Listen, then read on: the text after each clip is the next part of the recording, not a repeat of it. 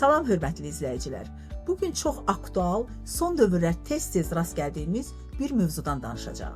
Sosial media həyatımızın ayrılmaz hissəsinə çevrilib. Bu bir paylaşım, bir status, bir video, bir dəqiqə ərzində minlərlə insana çata bilir və bir sosial media paylaşımı hər hansı həkimin illərlə qazandığı peşə nüfuzunu sarsıda bilərmi? Belə hallarda hüquq necə işləyir? Həkim özünü necə müdafiə edə bilər? Media hansı məsuliyyəti daşıyır? Bu və digər sualları cavablandırmaq üçün studiyamızın iki dəyərli qonağı vardır. Öncə sizi onlarla tanış etmək istəyirəm.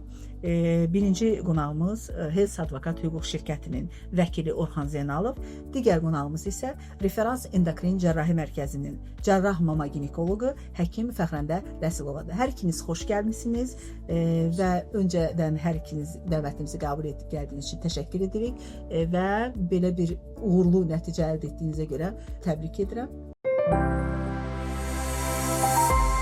İlk sualım Fəxrəndə xanım sizədir, təbii ki.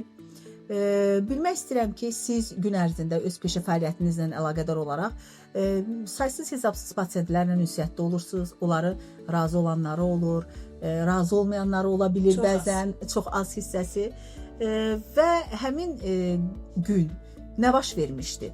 Siz bu məlumatı necə öyrəndiniz? Hər hansı bir pasient şikayəti ilə qarşılaşanda belə bir halla rastlaşmışdınızmı ki, pasient narazılığını ictimai şəkildə ifadə etsin? İlk öncə təşəkkür edirəm ki, mənə dəvət etdiniz. Sıradan bir gün idi, yəni normal işimə gəlmişdim. Hər gün olduğu kimi pasientlərimi qəbul edirdim. Əlbəttə ki, belə bir hal olmamışdı.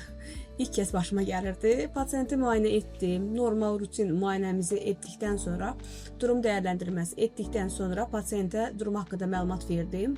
Zaten klinik ilk simptomlarından görünürdü. Pasiyentin şikayətləri də var idi. Şikayətlərlə gəlmişdi. Yəni hər hansı bir problemi olduğu üçün müraciət etmişdi. Və mən pasiyentlə söhbət etdikdən sonra, şikayətlərini, anamnezi topladıkdan sonra ginekoloji müayinə etdim və ginekoloji müayinə zamanı artıq görünürdü. Pasiyentin şikayətləri ilə görüntü üst-üstə düşürdü. Və mən təxmin etdiyim diaqnozu pasiyentə bildirdim, amma yenə də əmin olmaq üçün pasiyentə laborator müayinələr təyin etdim. Bilirsiniz ki, biz pasiyentlərin laborator müayinələrinin cavabları əlimizdə olmadığı halda biz pasiyenti diaqnozu təsdiq edə bilmirik. Və buna bir hüququmuz da yoxdur bizim. Və mən pasiyentə tövsiyələrimi verdim. Pasiyent əlbəttə ki, mənə sual verdi ki, sizcə müalicə etməsəm nə gözləyir məni, nə ola bilər? Və mən də pasiyentə izah etməyə çalışdım ki, əgər müalicə olunmasaz, 3 ildən 7 ilə qədər immun sistemə əlbəttə ki, bağlı bir durumdur bu və sizin immunitetiniz zəiflədiyi halda sizin sağlam toxumalarınız, sağlam hüceyrələriniz onkologiyaya çevrilə bilər. Bu da normal gedişatdır. Yəni, əgər bu diaqnoz pasiyentə qoyulursa, adi pasiyentlərin ən sevdiyi chat-GPT var da, yəni ora belə yazılanda artıq bu onlara cavab olur ki, bu xəstəliyə müalicə etməsəz, bununla qarşılaşa bilərsiniz. Yəni, mən ona xərçəng diaqnozunu qoymamışdım əslində. Amma mən ona laborator müayinəni təklif etmişdim və analizlərini götürmüşdüm öz istəyi ilə. Bizdə özəl klinikada bilirsiniz ki, özəllərdə də biz pasiyentə yalnız təklif edirik və pasiyent razılaşdığı halda biz o analizləri onlardan götürürük. Pasiyentin istəyi olmadan biz heç kimdən analiz götürmürük. Və pasiyentin razılığını analizləri götürdüm və pasiyent mənə sual verdi ki, doktor, mən müalicə olmasam nə məni gözləyir? Yəni, mən nə ilə qarşılaşa bilərəm? Və mən də dedim ki, yəni bu gedişat buna gətirib çıxarır. Mən pasiyentə sadəcə məlumat verdim ki, bir həkimlik borcum olaraq da, yəni siz müalicə olunmadığınız halda siz nə ilə qarşılaşa bilərsiniz? Çünki pasiyent mənə konkret sual verdi, konkret cavab gözləyirdi. Və mən də o cavabı verməməliyim, sabah pasiyenti mənə günahlandıra bilərdi ki, sən bunu mənə vaxtında deməsəydin, mən vaxtında müalicə olunmadığım üçün bununla qarşılaşdım. Və mən də bir həkimlik borcum olaraq bunu bildirdim ki, hər 3-6 aydan bir rutin müayinələrinizdən keçməsəniz, kolposkopik müayinə var, pap smear analizləri var. Siz bunları etmədiyiniz halda əlbəttə ki, uşaqlıq boyu xərçəngin riskinin yaranmağına səbəb olur. Amma mən buna konkret şəkildə demədim ki, budur. Etmədiyiniz halda ola bilər dedim. Və pasiyent bu diaqnozu eşidən kimi ki, ay xərçəng, mənim anam da xərçəngdən rəhmətə gedib, mənim psixoloji durumuma bu çox pis təsir etdi. Yəni, inanın ki, mən 10 dəqiqəmi pasiyentə ayırdım ki, onu sakitləşdirməyə çalışdım. Baxmayaraq ki, qapının ağzında növbə pasiyentləri var idi. Yəni, mən həqiqətən də bu durum mənim üçün çox pis təsir etdi də. Yəni mən pasiyentin hər bir sualını səbirlə cavabladım, səbirlə ona durumunu izah etdim, təsəlli verdim ki, hamı xərçəng olmur, artıq 21-ci əsrdir. Ola bilər ananızın diaqnozu tam bir fərqli bir diaqnoz olub. Bütün xərçəklər aqressiv olmurlar. Yəni bütün xərçəklər də aqressiv olmur da. Yəni ilk etapınızı müayinə olunursunuz, bu xəstəliyinizi müalicə olunursunuz və əgər müalicə eləməsəz, siz bu xəstəliyi ümumiyyətlə bu varlığını unutsanız, 6 aydan bir müayinələrinizdən keçməsəniz, səbəb ola bilər, gətirib buna çıxarda bilər. Amma da konkret şəkildə mən bunu diaqnoza qoymadım, çünki əlimdə heç bir laborator cavab yox idi. Və mən analizi yönəltdim, pasiyentlə sağollaşdım. Normal şəkildə biz pasiyentdən ayrıldıq. Mən istəyərdim ki, bu hissədə biz hüquq hansı rol oynayır və əslində bəzən biz Orxan bəy belə düşünürük ki, sosial mediada yazılan hər hansı bir status bizim şəxsi fikrimizdir və bu statusa görə biz məsuliyyət daşımırıq deyə düşünürük. Amma əslində bir status bəzən bir həkimin, yaxud da həkim olmasın, digər bir peşə sahibinin ailəsinə, onun cəmiyyətdəki nüfuzuna ciddi təsir göstərə bilir. Belə vəziyyətdə hüquq hansı rol oynayır və orada hüququn rolu nədən başlayır? Və istəyərdim ki, siz ümumiyyətlə belə bir sualı bu istiqamətdə verim ki, sizə müraciət edəndə Fəxrəndə xanım, ilk siz vəziyyəti necə qiymətləndirdiniz? Belə bir hallar yaşanarsa, məsuliyyət varmı? Azərbaycan qanunvericiliyi ilə hansı məsuliyyət nəzərdə tutulur? Bu istiqamətdə dəyərləndirmələrinizi bilmək istəyərdim. Çox sağ olun Natıma xanım, sualınıza görə. Fəxrəndə xanımın halında belə oldu ki, bizə müraciət etdikdən dərhal sonra biz vəziyyəti analiz etdik. Həmin o kütləvi informasiya vasitəsində, yəni sosial şəbəkədə paylaşılan məlumatla tanış olduq. Həmin məlumatı dərhal arxivləşdirdik ki, silinməsin, qorunsun, qalsın. Bundan sonra isə bizə müəyyən oldu ki, bu paylaşım hüquqları müdafiə etdiyimiz Fəxrəndə xanımın işgüzar nüfuzunu ləkələyir. İlk öncə mən istəyərdim biz araşdıraq görə işgüzar nüfuz nədir?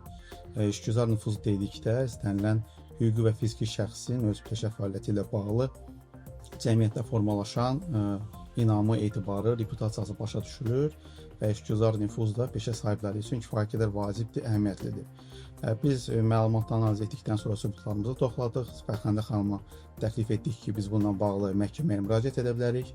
Pozulmuş hüquqlarımızın bərpası üçün iddia tələbimiz də məlumatın təqzib edilməsi, həmçinin maddi və mənəvi zərərin ödənilməsi ilə bağlı da oldu. Və orada həmin bloger xanımın məlumatı, yəni paylaşımı Referans Medical qrupunda maraqlarına toxunduğundan həmin işdə iddiaçı qismində həm Referans Medical qrup, həmçində Fəxrəndə xanım çıxış etdi.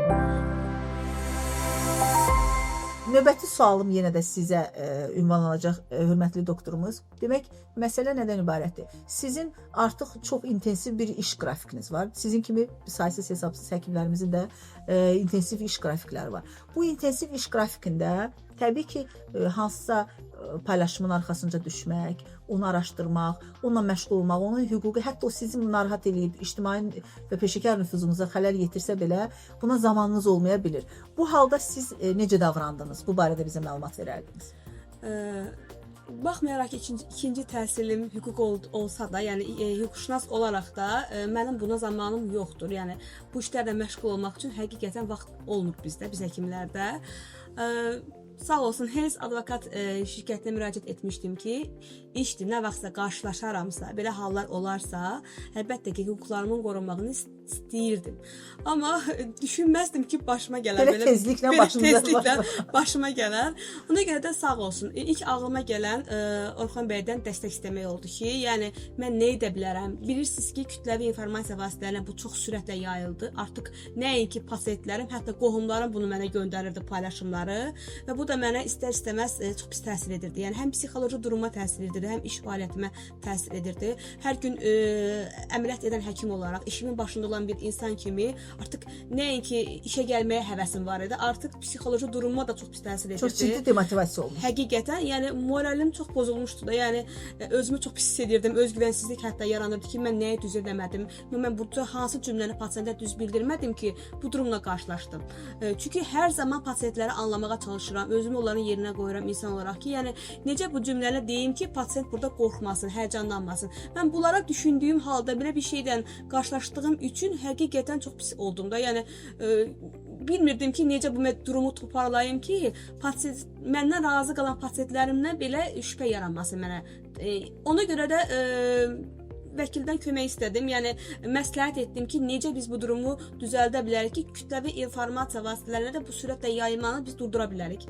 Sağ olsun Orxan bəy də çox gözəl nəticələrinə sizə geri dönüş elədi. Bəli, geri dönüş elədi. Və burada önəmli məqamlardan biri ondan ibarətdir ki, mən bunu tamaşaçılarımızla xüsusi bölüşmək istəyirəm. Əslində bu mübarizə təkcə bir hüquqi mübarizə ilə yekunlaşmadı. Eyni zamanda qarşı tərəfin öz səhvini etiraf edib öz sosial media hesabında təksib paylaşması ilə yekunlaşdı Orxan bəy. Və hazırda izləyicilərimiz, mən rica edəcəm texniki heyətdən o paylaşımı da ekranda göstərsinlər və paylaşım da bir hüquqi prosesin nəticəsi kimi yayımlansın. Belə bir təksib hüquqi baxımdan nə deməkdir? Ümumiyyətlə bu sadəcə bir etik bir addımdır, yoxsa hər hansı bir hüquqi əhəmiyyət daşıyır? Həkimin sonrakı işgüzar nüfuzunun bərpasında rol oynayırmı? Təbii ki, işgüzar nüfuzun bərpasında rol oynayır Nafiqə xanım. Məhkəmə araşdırması zamanı cavabdeh olan bloger xanım öz səhvini, yəni təqsirini etiraf etdi və səmimi peşmanlığını bildirdi. Əlavə də bildirdi ki, mən emosional gərgin olmuşam. Ona da buradan təşəkkürümüzü bildiririk. Çox sağ olsun, o da emosional gərgin vəziyyətdə olduğumdan bu tipli bir paylaşım etmişəm. Biz tərəfdən də ona müəyyən güzəştlər olundu. Yəni biz maddi və mənəvi tələb hissəsində də ona güzəştə getdik və bir ortaq məxrəcə gəldik ki, xanım eyni sosial şəbəkə hesabında bu məlumatları təqzib edir. Həm Fəxrəndə xanımdan, həmçinin də referans medikal qrupdan üzrxahlıq edir. Buna görə həqiqətən də çox sevindirici hal yaşadıq və mən bir sual da sizə elə bunun üzərindən ünvanlamaq istəyirəm ki, təkcə Fəxrəndə xanım yox, bu günlərim çox insanlar hüquqlarını necə müdafiə edəcəyini bilmir. Orxan bəy, belə vəziyyətlə üzləşdikdə həkim olaraq ilk olaraq nə edilməlidir? Emosional paylaşım etmək həmin anda, məsələn, o öz şəxsi səhifəsi üzərindən pasiyent əgər narazılıq bildiribsə, həkim də dərhal öz səhifəsi üzərindən ona cavab atəşimi açmalıdır, yoxsa burada susqunluğumu qorumaq daha yaxşı mı olar, yoxsa burada bütün silahları yerə qoyub elə bizim Hels Advokat hüquq şirkəti üzərindən sizin kimi sahədə peşəkarlığına bələd olduğumuz vəkillərə müraciət etməlidirlər. Bu proses sonrakı etapda, yəni bu hallarla qarşılaşan insanlar nə tövsiyələr edirsiniz? Təbii ki, əgər həkimin işgüzar nüfuzu sosial şəbəkədə və yaxud digər kütləvi informasiya vasitəsində ləkələnirsə, bununla bağlı mən təklif edərdim ki, tibb işçilərimiz, həkimlərimiz onların hüquqlarını peşəkar səviyyədə müdafiə edən Hels Advokat şirkətinə müraciət etsinlər. Artıq hüquqi müdafiə vasitələri bizim tərəfimizdən icra olunacaq. Məlum olduğu kimi media da cəmiyyətdə çox vacib missiya daşıyır və bəzən isə operativ olmaq üçün tələsik informasiyalar paylaşıla bilir. Biz bu hadisə üzərindən də, real baş vermiş hadisə üzərindən də bunu yaşadıq. Mən istərdim ki, ümumiyyətlə Orxan bəy, siz qanunvericilikdə mediadan qarşı tərəfin mövqeyinin alınması tələbi varmı? Bir bunu bizə izah edəsiniz, zəhmət olmasa. Bir də dəqiqləşdirilməmiş məlumatın yayılması hər hansı hüquqi məsuliyyət yaradırmı? Bəli, Nafiqə xanım, kütləvi informasiya vasitələrində yayılan istənilən məlumatlar, yəni bu münasibətlər ümumilikdə media haqqında qanunla tənzimlənir və qanunla tələbinə əsasən kütləvi informasiya vasitəsi əgər hansısa bir məlumatı paylaşırsa, qarşı tərəfində mövqeyini orada işıqlandırmalı, qeyd etməlidir. Bu birinci məsələ. Digər məsələ isə ondan ibarətdir ki, bu məlumatların həqiqi olub-olmadığını da media qurumu araşdırmalı və buna lazımi düzgün hüquqi qiymət verməlidir. Yayılmış hər bir məlumat əgər işgüzar nüfuzu, şərəf və layiqiyyəti alçaldırsa, bu həm mülki, inzibati, həmçinin də cinayət məsuliyyəti yarada bilər. Təəssüf ki, bizim bu halda belə baş verməmişdi və Fəxrəndə xanım da demək ki, mənim özüm də sırf bu işlə məşğul olanda məlum oldu ki, dəqiqləşdirilməmiş informasiyalar paylaşılmışdı. Burada bir xüsusi məqamı vurğulamaq istəyirik. Referans medikal qrup olaraq biz media ilə açıq və şəffaf əməkdaşlığa tərəfdarıq. Hər zaman müraciətlərini bizə ünvanlaya bilərlər və onlardan gələn istənilən sorğu və müraciətlərə cavab verməyə hər zaman hazırıq. Çox təşəkkür edirəm sizə.